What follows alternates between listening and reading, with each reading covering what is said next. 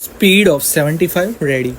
દેશમાં સૌથી વધુ રોજગારી આપતા ક્ષેત્રો હોય તો તે છે કૃષિ અને પશુપાલન.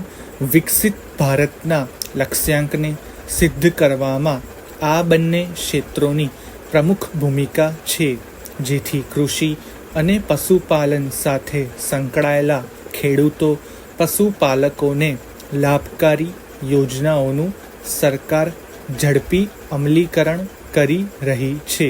તાજેતરમાં કેન્દ્રીય ગૃહ અને સહકારિતા મંત્રી શ્રી અમિતભાઈ શાહે હિંમતનગર ખાતે કેન્દ્રીય સાબર ડેરીના ₹210 કરોડના ખર્ચે તૈયાર થયેલા 800 મેટ્રિક ટન પ્રતિદિન ક્ષમતાવાળા અત્યાધુનિક કેટલ ફીડ પ્લાન્ટનું ઉદ્ઘાટન કર્યું હતું. પેરેગ્રાફ. કેન્દ્રીય મંત્રી શ્રી અમિતભાઈ શાહે જણાવ્યું હતું કે આ કેટલ ફીડ પ્લાન્ટનો પ્રારંભ થવાથી સાબરકાંઠા અને અરવલ્લી જિલ્લામાં દૂધ ઉત્પાદકોના દૂધાળા પશુઓ માટે સમતોલ અને પોષણયુક્ત આહારનો પુરવઠો વધુ માત્રામાં મળશે. શ્રી ભૂરા કાકાએ 60 વર્ષ પહેલાં જે બીજ વાવ્યું હતું એ આજે સાબર ડેરી તરીકે વટવૃક્ષ બન્યું છે.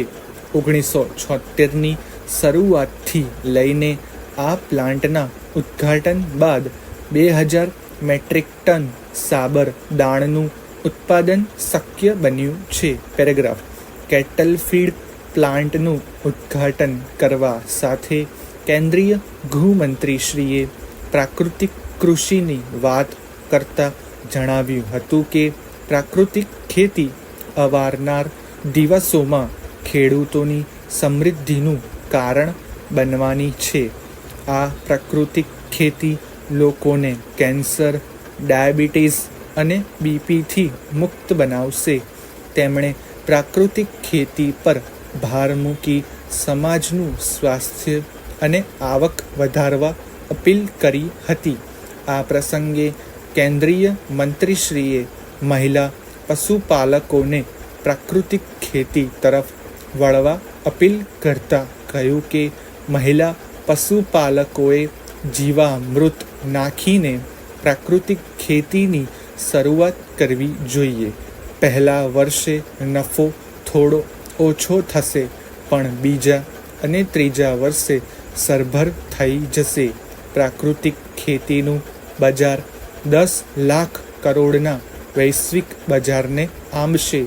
એટલું જ નહીં, દુનિયાથી સૌથી મોટી ખાદ્ય પદાર્થની બ્રાન્ડ કોઈ હોય તો એ અમૂલ છે. પેરેગ્રાફ. આ પ્રસંગે શ્વેત ક્રાંતિની વાત કરતા કેન્દ્રીય ગૃહમંત્રી શ્રીએ કહ્યું કે શ્વેત ક્રાંતિની શરૂઆત શ્રી ત્રિભુવન કાકાએ કરી હતી.